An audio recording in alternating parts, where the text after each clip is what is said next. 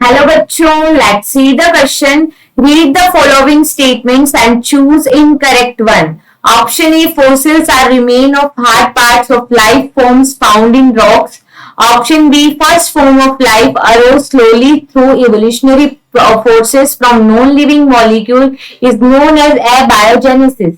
Option C, wings of butterfly and bird show homology.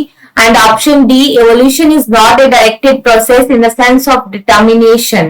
देखो हमें इन चारों स्टेटमेंट में से इनकरेक्ट स्टेटमेंट बताना है कि which one is the incorrect statement. तो देखो फोसिल्स क्या होते हैं कि पास्ट जो लाइफ थी उनके हार्ड पार्ट जो रिमेनिंग रह जाते हैं रॉक्स के अंदर उन्हें कहते हैं फोसिल्स। तो यही लिखा है fossils are remain of hard parts of life form found in rocks. Rocks basically are of three types like metamorphosis rock, sedimentary rock, ठीक है, आइग्नस रॉक्स।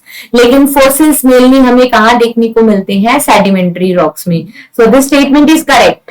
ऑप्शन बी में लिखा है कि जो पहली लाइफ ओरिजिनेट हुई वो नॉन लिविंग मॉलिक्यूल से हुई। बिल्कुल सही बात, नॉन लिविंग बायोमॉलिक्यूल से, नॉन लिविंग ऑर्गेनिक मॉलिक्यूल और वी कैन से बायोमॉलिक्यूल से लाइफ का ओरिजिन हुआ है and this is called abiogenesis. A मतलब जिसमें लाइफ एब्सेंट थी, बायो मतलब लिविंग, नॉन लिविंग से लाइफ का ओरिजिन होना एबायोजेनेसिस।